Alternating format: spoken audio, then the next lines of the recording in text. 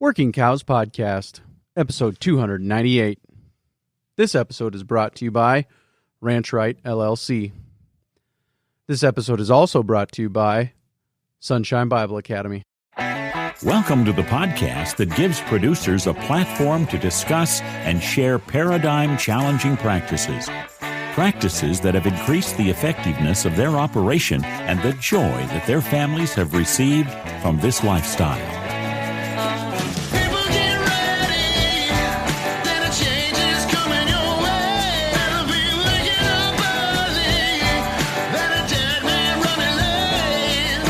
Howdy, everybody. It's Clay Connery, host of the Working Cows Podcast, recorded exclusively in the C90 Ocean Minerals Studios.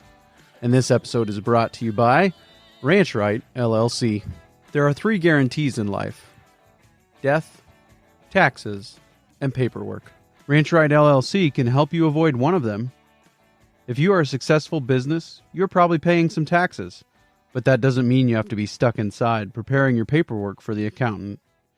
Enlist the team of experts at Ranch Right LLC to get you back outside doing more of what you love. They are committed to providing you with actionable financials so that you can build a profitable business and create generational wealth.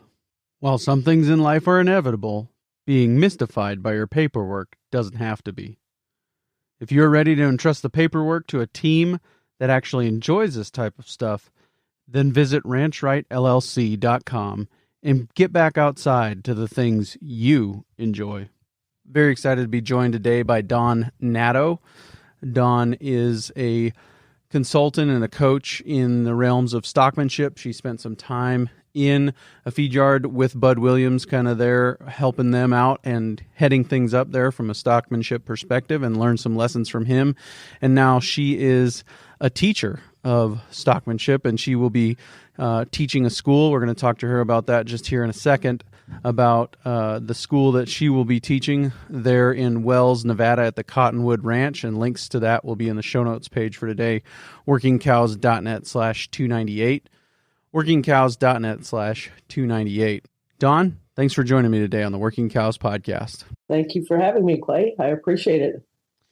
Yeah, really looking forward to this conversation. I think we need to talk about business. We need to talk about money and finance, and we need to talk about people, but it's always a real fun treat when we get to talk about stockmanship. For me, anyways, it's one of my favorite conversations to have on the Working Cows Podcast. So to get us started, let's talk a little bit about kind of how you got your start in stockmanship and some of your influences in that regard. Well, I completed a animal science program at my local college in central Alberta, Canada, and went to work as the head of the health crew on a feed yard, which was at the time the northernmost feedlot in North America. And a couple of years into that job, I had the good fortune to be introduced to Bud and Eunice Williams. They came to visit our feedlot and ended up spending a little over 10 years there, which was certainly a great opportunity for all of us, and especially for me, because my passion always was on the stockmanship side. Even though my background was very conventional, I very much appreciated and enjoyed the perspective that Bud brought to the table in terms of how we interact with our animals and why we get into the problems we get into and how to solve them. That's a good place to start when you're as far as the stockmanship journey. When you start with Bud Williams, that's a good place to start. That's a great place to start and a great place to stay. And I know I am going to end there as well. Right. Yeah. No sense in moving on when you get it right from the start, huh? That's right. Well, he was a savant and a genius, the likes of which I don't think we'll ever see again, right, especially in this field. So we were very blessed that he chose to share what he did with us while he was here. Right. Yeah. I talked to Buck Brannaman a few months ago, and he said that it kind of was relating a story about Tom Dorrance, and said that Tom Dorrance one time told him, "I remember every moment of my life." And I think that there are just those kind of guys out there, that savant type, and I think Bud was definitely one of those. And listening to Eunice's interview on the Herd Quitter podcast with Jared Lumen, talking about just the way Bud's mind worked was pretty fascinating. So I think that's good. Just good to call attention to and recognize that it's good that we've got his content, that we can still get a hold of, and we've got his people that have learned from him over the years that can also kind of pass on what they learned from him as well. And you will be doing some of that passing on coming up June 1st through the 4th in Wells, Nevada at the Cottonwood Ranch. Could you tell me a little bit more about that event? Sure, I'd be happy to. That school has actually has roots that go back to, I believe it was 2018, somewhere in there, where they did a series of schools with Steve Cody, who is, of course, another very, very good clinician and very good student of Bud Williams. And so this is a continuance of that, and we will be doing half day in the classroom and then half day hands-on out in the field. So there'll be, if you want to bring a horse, you can. If you want to work on foot, you can. There are a limited number of horses available at the ranch to rent if you choose to do so. And so we'll be talking about all of the important components of mapping a good stockmanship course, and of course, fielding any kinds of questions that people may have. And we'll have several different groups of cattle to work with, some yearlings, some pairs, because there's some different issues that happen handling pairs, for instance, than might happen with yearlings, specifically with calves and runbacks and those sorts of things. So we'll have both types of animals to work with there, and looking forward to that. We'll have Dave Both and Roger Ingram and the same gang that's been there all along. So I'm really looking forward to that. Yeah, it sounds like a great opportunity. And I imagine being there at the ranch, you'll kind of have opportunity to work with the animals in a few different settings as well, kind of some through a set of corrals and some out in a little bit bigger, more open area. Is that kind of how that'll work? That's correct. They have a couple of smaller arenas and some working facilities, as well as a small pasture that's roughly 100 acres, and then a bigger pasture. So we'll be working in all of those settings, since that's what we all do on our ranches. We don't get to just go to the corral and do our thing. We have to be able to gather them and get them there. And so, yeah, we'll be doing all of that. Sure. Yeah. And the show notes page for today will be workingcows.net/298, workingcows.net/298.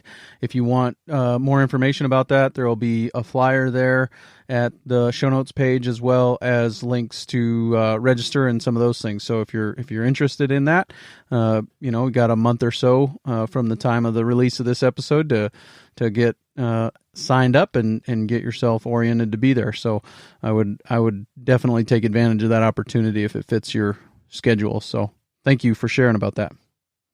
Thank you. So one of the things that you mentioned was that you joined the health team at this feedlot when Bud Williams showed up, or that you were there and then he showed up and you were part of the health team.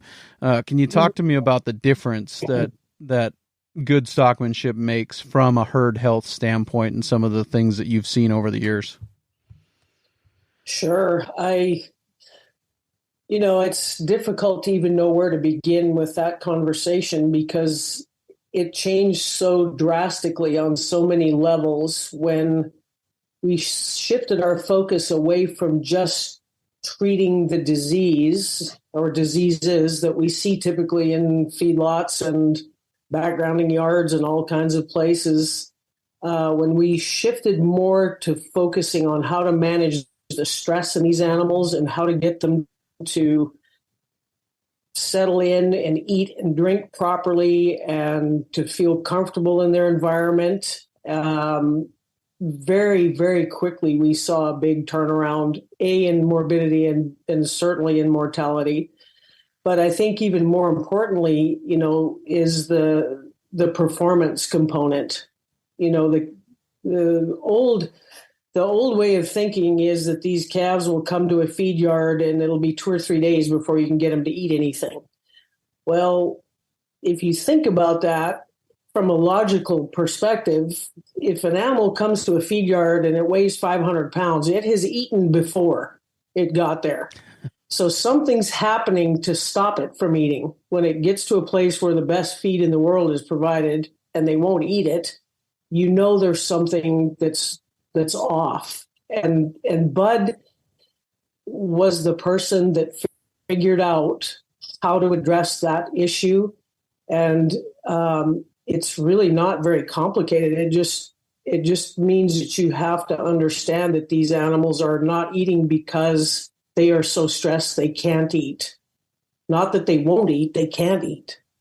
They can't relax enough to even eat.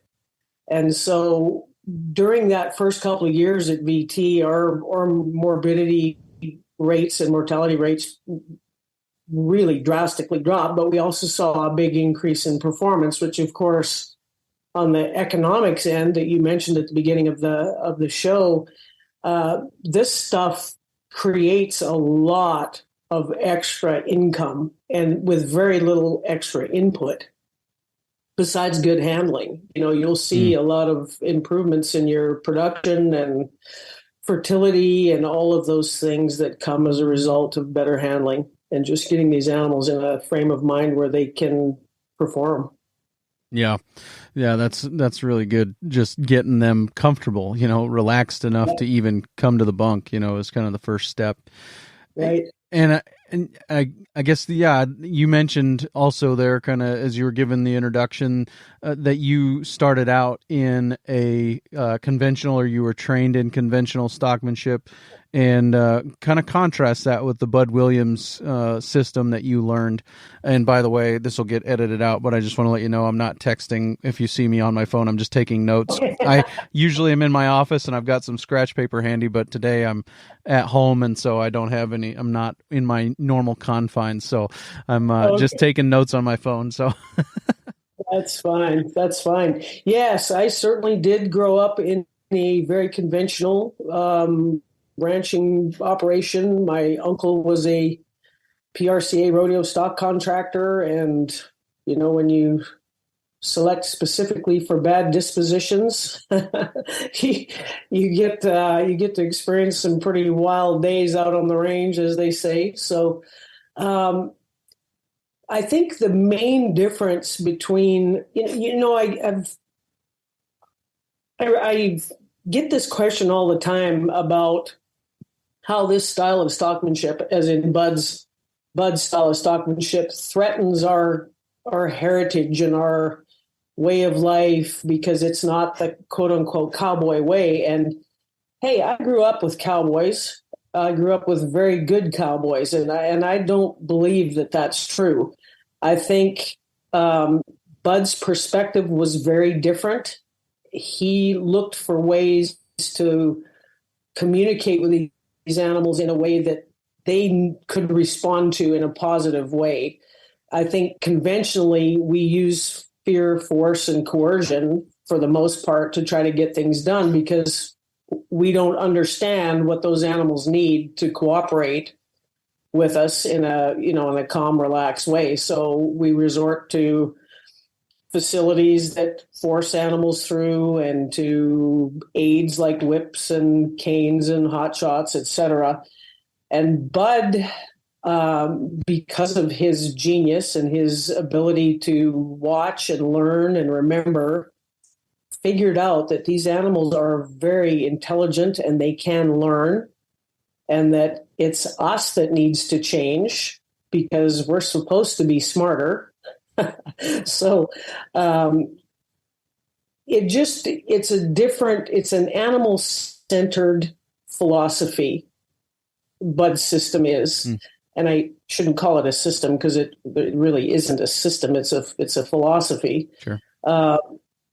And so I think it's just very much better for the animals and for the people and for the environment. And I know from my perspective, it completely changed, my trajectory in the world of agriculture. I doubt very much that I would have been able to make a living just doing the conventional thing. And because of my experience with Bud and what I learned from working with him, I've been so fortunate as to be on some of the most beautiful ranches in this country. And, it's just been a blessing all the way around. Yeah. So kind of talk me through that process of, getting a new animal in. And, this could be in a stocker situation. This could be in a feedlot situation, could be in a custom grazing situation. We have custom grazing. Actually, the day this releases, our yearlings are coming for custom grazing this year. So talk me through kind of the process of settling new animals and getting them acquainted and comfortable in their new surroundings so that they are able to perform. Right. Well, okay, first of all, I think it's worth just talking for a second about what those animals actually need. And I think we all understand that they need feed and they need water. Some would say that they need vaccines and, all of the protocols that we go through on the health end of it. But I think what gets left out and is critically important is that they need to be able to rest, and they also need exercise. So there's a couple of things tied with the exercise that, first of all, it's an appetite stimulant. And second of all, it mentally is just really good for the animals in the same way that it is for people to get exercise. But it's not very often talked about or even thought about in the world of livestock. So when the animals first come in, the very first thing that they need is to be shown where the feed and water is. In other words, they need to be put into their pen in such a way that they either walk by the water or walk by the feed. We all think that animals know or can smell where the water is. That's not necessarily true, especially if you're talking about cattle that have come off of mountain ranges and have been drinking out of springs all their life, and now suddenly there's a big concrete hole in the ground with water in it. They don't always savvy that that's where the water is, So I like to take those calves right off the bat and teach them a handful of things. And they're very short in interval, these lessons, but they're very important right out the gate. Number one, you have to teach them that you can stop them, turn them around, and drive them. And we'll talk at length about this at the school. There's lots of things that happen that you can do to facilitate all of that. But, I think of it in terms of setting up a new vehicle. If you want power steering, then you have to install that at the beginning, because once you have it on the road and going and it's hard to steer, it doesn't get much easier from there. So I like for them to stop, to turn around, to drive away from me. They need to learn to come by you. That's something that we don't do very much of in terms of training these cattle. We are always behind them driving, taking them away from us. But so many of the things that we have to do in terms of our production events, the animals have to come by. You can't sort if they won't come by you. You can't put them down a line chute if they won't come by you. So right off the bat, I like to start working with those calves so that they get very comfortable with that right from the get-go. And a lot of times, these calves have a lot of innate movement in them. They go to a pen and they go around and around and around the outside, and there's just this constant perpetual movement that needs to be addressed as well. And there's lots of things you can do to stop that, to slow it down, to get their mind to relax, to get them to where they'll lay down and actually rest and then eat and drink. A couple of novel concepts that Bud brought to the table. One in particular was that you should never drive those animals to the feed. That what you end up doing then is creating a zone around that feed that's a high pressure area, and the animals tend to want to leave it then. So you pressure them away from the feed and let them go back. And that was really a bizarre idea. I can tell you, I kind of wondered what we'd gotten into there, but it's remarkable how well that works. Sure. Yeah. Yeah. Put them dry runs through the chute, dry runs over the scale. So when you have all this innate movement and you're trying to slow it down, why not use it to your advantage and let that extra movement within that herd take them through a dry run through the chute or over a scale or through some gates or over an obstacle, and use it to your advantage in terms of teaching them how to handle. And then, they'll slow down as you go rather than just try to stop it. There's a certain amount of physics involved in that. There's an energy in that group of animals that's, if it's elevated and you compress it and try to slow it down and stop it by standing in front of it, you just build it up and it gets worse and worse and worse.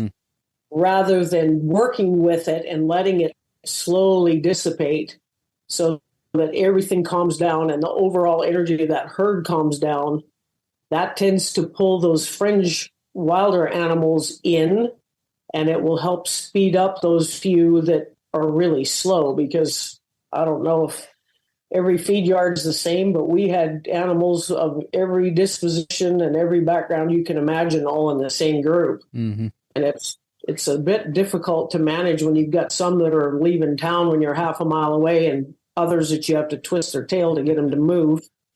It's kind of nice if you can assimilate them, and that happens very easily during that first 2 or 3 days. Right. Yeah, I'm on the South Dakota Farm Bureau board for the state of South Dakota, and a couple of the guys on there are farmer feeders, and they always bemoan the fact when a couple of bums, the ones that had been bums, show up and they're in your back pocket, and you got to wave your gloves in their nose to get them to back off whenever you're walking through the pen and everything. But yeah, oddly enough, those really gentle animals like that are harder to manage than the wilder ones are, because it's tough to move something that isn't moving. Yeah, exactly. It's like trying to push a water balloon or something. It is, yes. Yeah, for sure. Let's take a break and hear from our sponsor today, Sunshine Bible Academy. Hi, my name is Nolan Treebwasser. I'm from Volga, South Dakota. I am part of the 2023 class at Sunshine Bible Academy. I have attended SBA all 4 years of high school. There is no place I would rather have spent my high school years. Since I am very interested in agriculture, I would have never thought that I would have enjoyed being away from the farm and ranch. But as a 5-day boarding student, I was able to go home every weekend and spend time on the farm and with family. At SBA, I was able to be part of the FFA program. Through FFA, I have learned so much about different aspects of agriculture that you just don't see in everyday life on the family farm or ranch. Going to SBA enabled me to see the different agricultural practices of other like-minded kids and teachers used. It opened my eyes to so many other opportunities I never knew existed before leaving the family farm. While attending Sunshine, I've been able to take welding, animal science, horticulture, egg business, meat processing, and building trades classes. These all have helped to guide me in different opportunities back home and even in future careers. The Lord has truly blessed me by allowing me to attend Sunshine Bible Academy. I firmly believe I could not have received a better Christ-centered education anywhere else. Sunshine has allowed me to grow in my relationship with Christ and with other students who share the same worldview as I do. This allows me to be confident in knowing that leaving home was one of the most influential decisions of my life. I would recommend SBA to any Christian family with an agriculture background who is looking for biblical education and biblical application to their family operation. Yeah, you talked about some excess energy that those cattle have. Is that kind of usually the first couple of days in a new environment when that exists? Yeah, and I think typically it happens, even in well-handled cattle, when they've been loaded and moved and hauled, there's a certain amount of stress. It doesn't necessarily have to be damaging stress, but, they get out of the trailer and they've got a little bit of extra movement to them. That's completely normal. What isn't normal and what is really terrible for the cattle is when they come off that trailer and they're just bouncing off the fences and walking in circles because, it's like what drove the herds of buffalo. The lead drags the back and the back drives the lead. So it's just this perpetual uneasy, frantic sort of pacing around, and it's very unhealthy for them physically and mentally. So, I think it's a mistake to assume, though, that the calves that are gentle or quiet and don't have a lot of movement are not stressed. That's entirely not true, and we learned that through the years as well. There's issues with animals who have no movement either. That's not good in the same way that too much is not good. So it's a balance. It's getting those animals in a good frame of mind where they have good movement, good free movement. They're happy to do what you ask them to do. They're able to eat and drink. It's really important for those cattle to go for a little walk at least once a day over that first week or 10 days at least.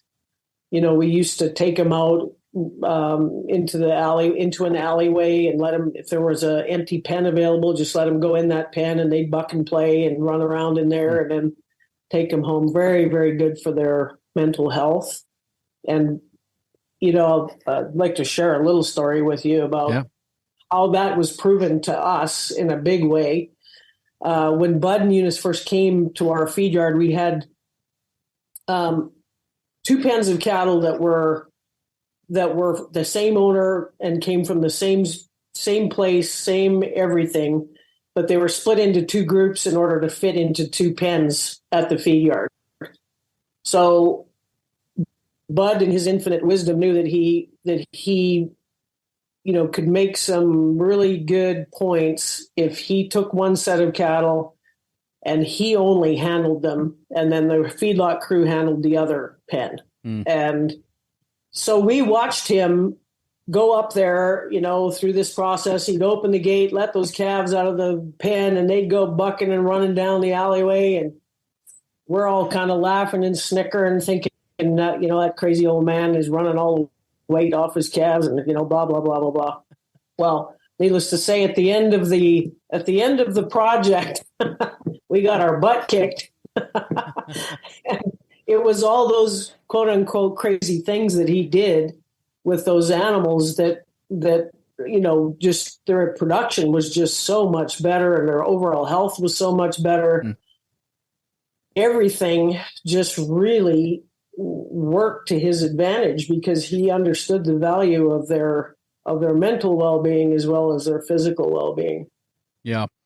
And is that true year round? Is that something that you would recommend doing year round? Is that kind of every 10 days or so getting them out into the alley and exercising them? And I guess maybe it is just in the non-growing season that feed yards tend to be full, but we're supplying beef year round. So somewhere somebody's feeding cattle year round, right? So would you recommend that kind of protocol year round of getting them out and getting them some exercise? I would. We used to spend quite a bit of time during the day doctoring sick cattle, and I think that's very common in most feed yards. And we eventually ended up doing a lot of exercising of cattle and very little doctoring.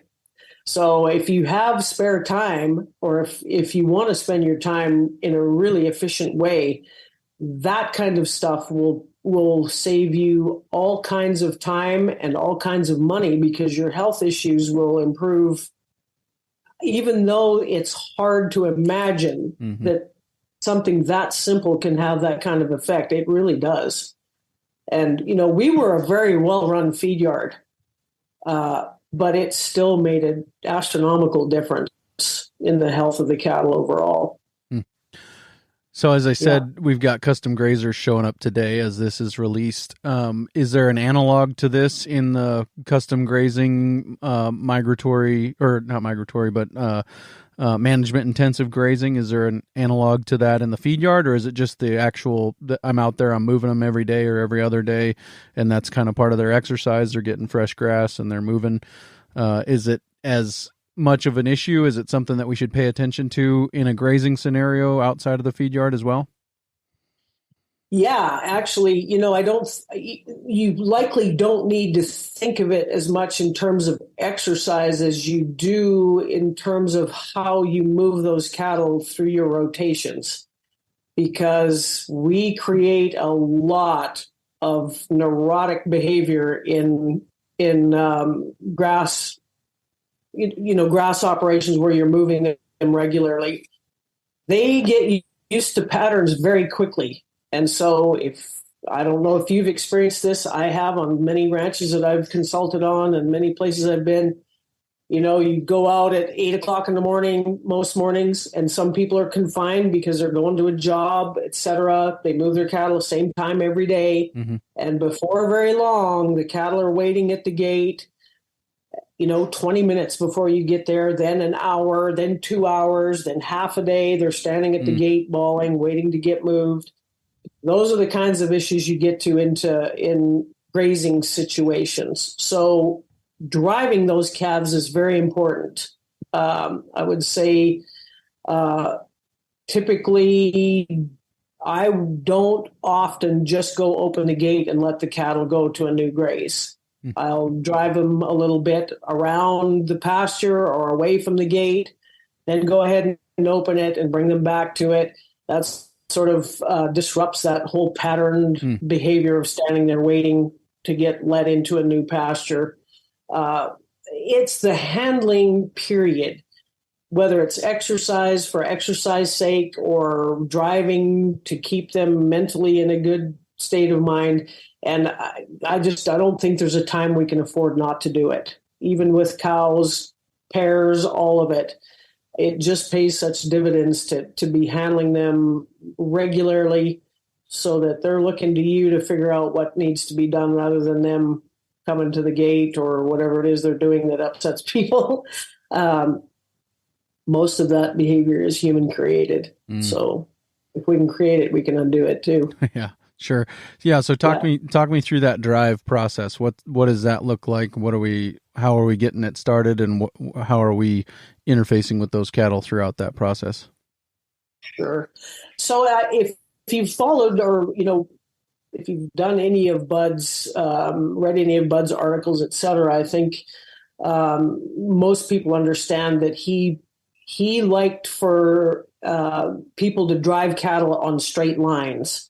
So if you're behind a group of cattle driving them, rather than the windshield wiper pattern that most of us like to do, which is to kind of push the corners up a little bit and let the middle hang back, it's best to have a straight line across there and work in a zigzag back and forth if you're at the back. And you take up ground based on how quickly the cattle are moving. And if you want them to speed up, you just sharpen your angles up a little bit. Okay. So it's a zigzag. If you want them to slow down, you flatten your angles down. If you want them to speed up a little bit, you sharpen them up, and just get them gathered and drive them away from a gate. Or I do this often out in the pasture just for practice. Just, if you're checking salt or whatever, water trough, and you find a little group of calves or cows or whatever, just drive them around a little bit and keep a handle on them. It's like letting your tractor sit for 10 years and then, when you go start it, it doesn't run like it did before. These animals are the same way. You have to stay in contact with them. You have to work with them. If you want it to be easy and efficient, those are the things that you should spend your time doing, and then you won't have to spend it doctoring and fixing fence and doing all that stuff. Sure. Yeah. And if you're not moving every day, it's still not a bad idea to go out there and drive them around every day, or Right. more frequently than you're moving even. Yeah. So When you can, like, right. I'd say don't make it another job for yourself to have to go do that. But when you have the opportunity, do it. And then when you don't have the opportunity, if you miss a few days, it's not a big deal. But when you have those chances, use them, and then you'll find out that you'll spend a lot less time doing the things you dislike and a lot more doing the things you do like. Yeah. Right. Yeah. Very good. One of the things that you mentioned that we've kind of touched on and come back to a little bit, but I really want to focus on a little bit more, is this idea of excess energy when they're first showing up, and using that excess energy to move them through obstacles or even run them through the chute. And I think that one of the things, in my understanding, that does is that when you actually have to bring them through the chute, it reduces the stress that they're going to incur, from that first time experience. And what that accomplishes for you is that basically the weight gain never stops, or at least, you're not as much of a detriment to their weight gain when it's not a new experience. And so, am I understanding that correctly? The value of using that excess energy and running them through the chute, that's part of it? Absolutely. Because, typically, at least in our experience, whenever we had to reimplant or revaccinate a set of cattle, they would go off feed for a day. Their consumption would drop way, way down.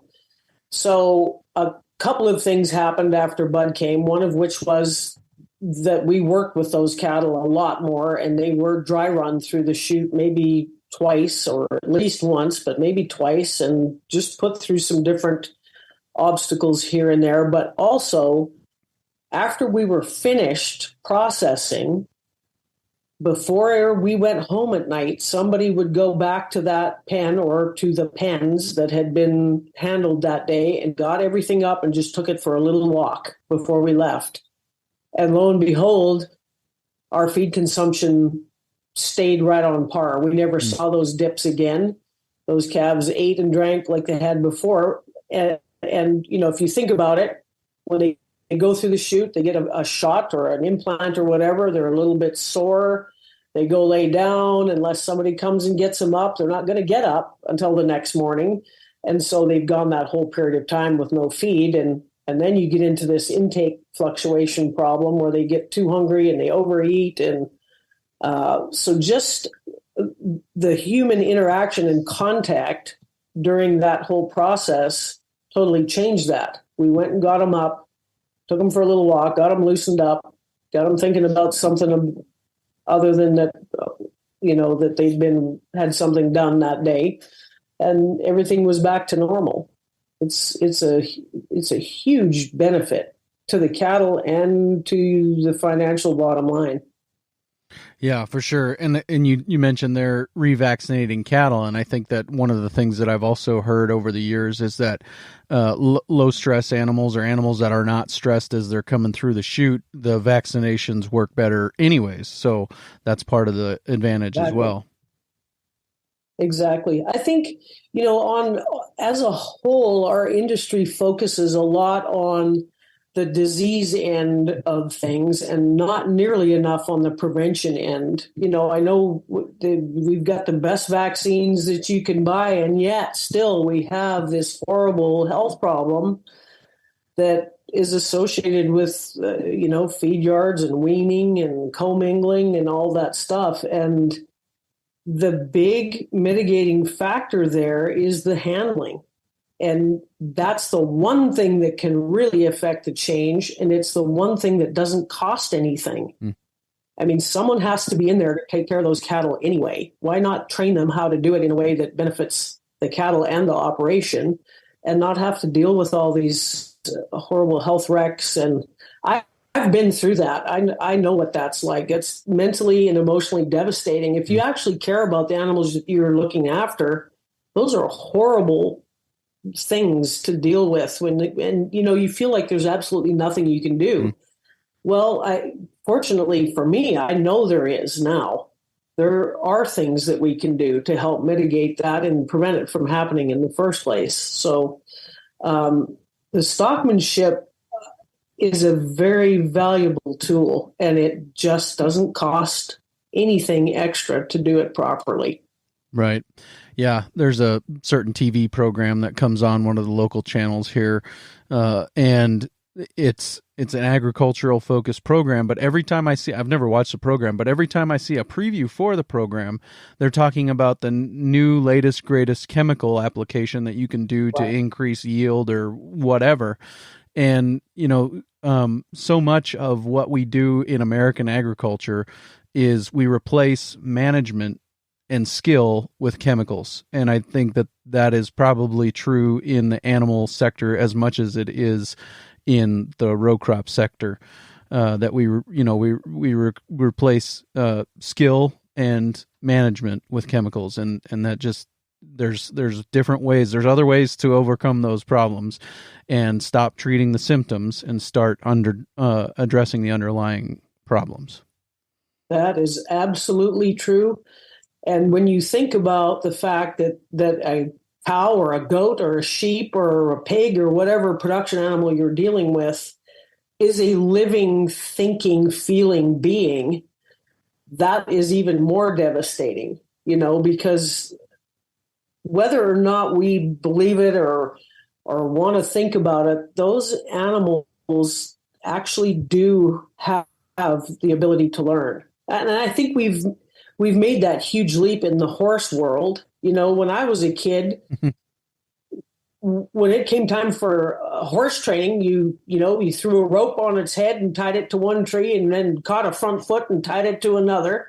And then you got some kid from town who didn't know any better to get on, and turn it loose and let it go bucking and running through the brush. And, we've come a long way since those days. And I'm hoping the Renaissance is on for the cattle world and the livestock world as well, because it's a very similar change in thought process.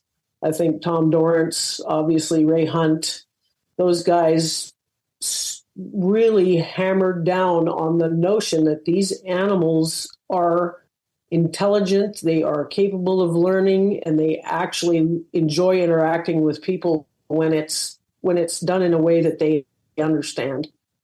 Yeah, and that was kind of one of my aha moments, was talking to Buck Branham and kind of the next generation after Ray Hunt and Tom Dorrance, was him telling me, or kind of me coming to that realization that when I was a kid, we talked about breaking a colt. And now they talk about starting a colt, and the difference between those two ideas, and I laugh while you're talking about, how you started or broke colts growing up, because I was there too. We would put a rope around the neck, tie it to the back foot, pull that back foot to the belly, push them over, rub paper sacks all over them, and if they were really bad, roach their mane while we were at it, and so so just kind of.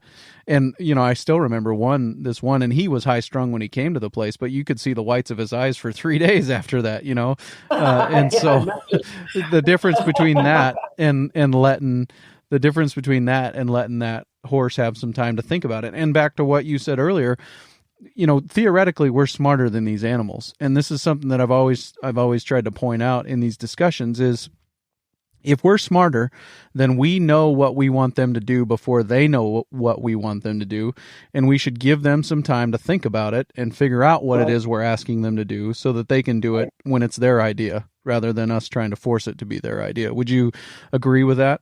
Oh, absolutely. Yes, absolutely. They respond very well to positive and concise and precise interactions with people. So before you expect them to do something, you need to understand how to ask for it, because they can learn very quickly. Unfortunately, they learn the bad things just as quickly as they do the good things. So if you teach them that every time you come around, they're going to get, chased and jousted and beat up on, then they do start heading for the timber every time you show up. But it doesn't have to be like that. I can remember Bud worked dogs at the feed yard, and there's always a lot of discussion around whether that's good for cattle or not, and I think it's terrific for them if it's done properly, just like everything else. But he would take the dogs to exercise the calves. If we didn't have the option of taking them out of the pen, he just sometimes would take a dog in the pen and let them play with the dog, basically. And then finally, it got to the point where all he had to do was drive up the alleyway of the feedlot with the dog in the back, and the calves would get up and start bucking and running around and playing, and because they were looking forward to that interaction, and it was a positive experience for them. So it's just so important that we make it clear to these animals that we're not there to just bounce them around, that we're going to give them the time they need to learn what we expect of them, and we're going to learn how to ask for it properly. And man, I saw Bud do things with cattle that some of them I've never even told anyone about, because it just, it made my hair stand on end when I saw it. And I'm still, every once in a while, I think, did that really happen, or did I dream that, because the possibilities they're kind of scary when you see someone like him day after day. Just, you just can't get that lucky that often. There was something there that he just had the most interesting way of looking at problems or perceived problems, and his understanding of why animals did what they did. And it was really amazing. It was truly something to see. Right.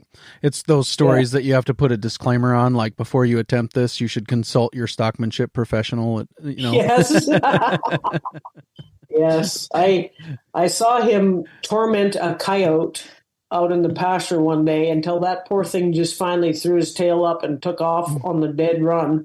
I mean, he spun it around to the left, he spun it around to the right, he backed it up, he moved it forward, just by his body position. I understand a little more now about what he was doing. At the time, I was like, wow, this is really pretty freaky. This is witchcraft. Yeah, it's witchcraft. It seemed like it was, but it really makes quite a lot of sense once you understand it. Sure. Yeah, so kind of a little bit of a shifting gears, but really not, because we started out with kind of getting introduced to a new way of doing stockmanship, and we've kind of camped there this whole time. But how would you go about instilling and maintaining a culture of Bud Williams' philosophy of stockmanship? Well, I think first of all, and I spoke briefly about this earlier, about the notion that it is somehow threatening to our lifestyle, our cowboy heritage. Let me just say, I know some cowboys who are fantastic stockmen.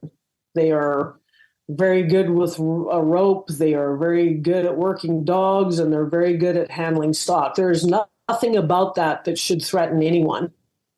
So I think the first thing that we need to do as operators or as managers of these ranches is to insist that philosophy of just brute force brutality, get the job done regardless of what you have to do, needs to change. And we need to focus a little bit more on training our people, providing the training and the support for them to learn how to do these things. Because it's frustrating when you're trying to get a job done and you don't know what to do next because nothing you've tried is working. Hey, we've all been there. That is very frustrating.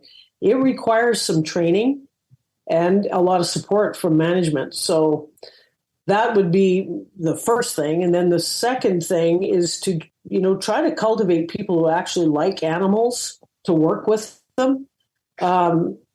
you know, there are certain people who like to work livestock because they enjoy, you know, roping and flipping and doing the kinds of things that people do. That shouldn't be tolerated, in my opinion. That's not the image that we need. We have enough problems as it is with, you know, pressure from the animal rights and the environmentalists who, you know, have objections to some of the things that happen. Sometimes we give them a lot of ammunition, and that I think we have to finally step up and say, no, that's not how we're going to do it. So I think it just requires insistence from management that things are done in a certain way, and that there's help and training made available for staff.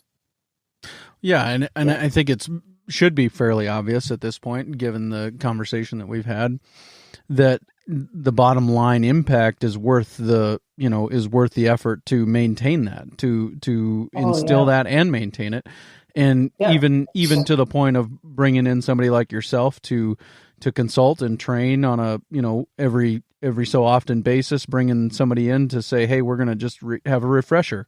We're all gonna have a day set aside here to get kind of refreshed, or we're all going to go together to something like is happening June 1st through the 4th at the Cottonwood Ranch in Wells, Nevada. We're all going to just make the trip and get brushed up, because the bottom line impact is worth it. And I don't think that it would take very long to recoup the cost of bringing somebody like yourself in, or going to something like the Stockmanship clinic at the Cottonwood Ranch to recoup those costs as far as herd performance and some of those things are concerned.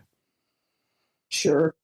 And so, you know, a comment I've heard from many places who've adopted this philosophy and this style of stockmanship is that the turnover in staff is so much less. You know, there's so much less anxiety and stress on the employees that it just becomes a lot better place to work when everyone is sort of on the same page and working toward the same goals. And